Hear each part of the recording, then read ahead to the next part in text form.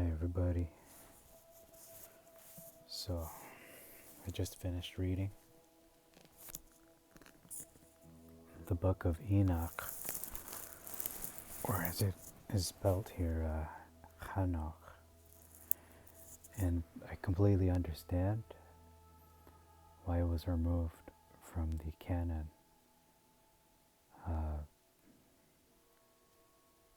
In my opinion, it was removed from the canon because if you're a person who denies that Yahushua is the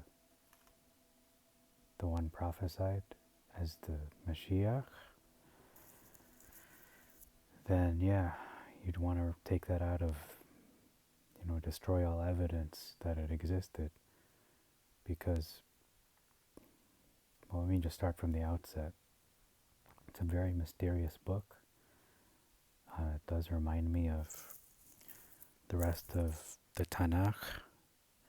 Reminds me of the Brit Hadashah. I don't know if I said that right, but the New Testament. In that you read it the first time, just like I did, all 100-something chapters, and you realize you're only skimming the surface.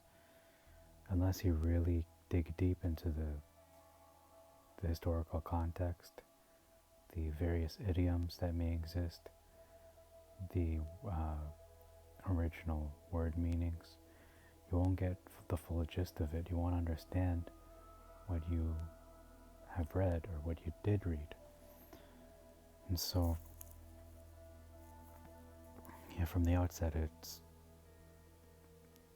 the imagination that Yah gave me, that Elohim gave me, enabled me to envision exactly what Enoch was seeing in those incredible sights that he saw. What sights he beheld, to such a degree that even my own mind, which can fathom almost anything, had trouble trying to kind of grasp or to really imagine it for what it really was. Kind of like a person trying to grab one of those blobs, those silly putty things. Like you try to grab it, but in the meantime your hands are oily. So it's not easy to grasp all the concepts that are being shared and all the various historical prophecies that are there, things in the past that have happened, the things to do with the spirit world. Is that I understand it's such a vast kind of a universe on its own. It is very much like the book of Revelation in a lot of ways. There's a lot of imagery there that is not mentioned in the Tanakh, and someone had mentioned that, I think, online, and completely agree. It totally backs up what is in the book of Revelation, what Yahushua spoke about, even about the spirit realm, things that were left unwritten in what we know as the Tanakh today. And so I want to speak secondly on the mysterious figure called I believe he's called the Son of Man. So first of all, Son of Man essentially means Ben Adam, means son of Adam, son of mankind. So me speaking right now, I am a son of man. I am a Ben Adam. I'm a son of Adam.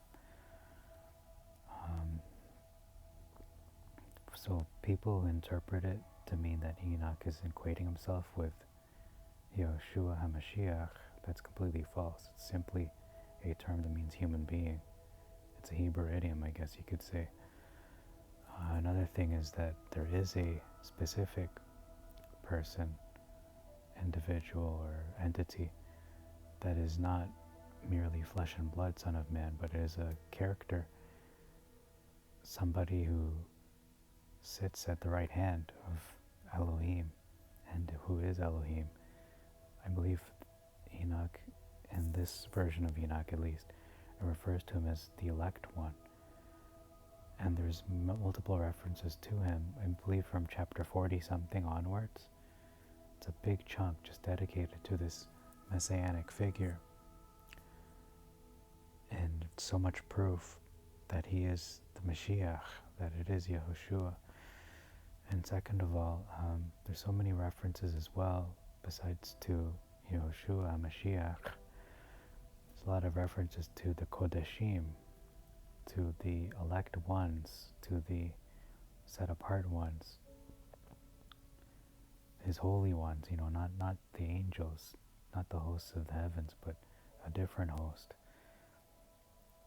And I don't feel like, unless someone can prove me wrong, I don't remember there being a clear reference to these characters, to this group of people or entities, this Kodeshim, the set apart ones. I don't remember it unless someone can tell me. And that in of itself is also proof that it just backs up what is in Revelation, backs up what is in the book of Thessalonians, what Paul spoke about, backs up what Yahushua said about the resurrection, and backs up things even in the other prophets as well. But this book of Enoch is so important. There's even calendar things there too, which I really can't speak on too much. The only thing I can mention is that it is explicit when it describes how the moon, in this version of Enoch, it says that the moon, when you see it appear, that will be the beginning of the new month for you, the appearance of the moon. So it can only be the new visible crescent moon. In terms of the sun and all those other things, I was talking about 18 parts and 9 parts and the different, it's like a course. The sun has its path and the moon has its path. That is, I have to admit, just beyond my pay grade.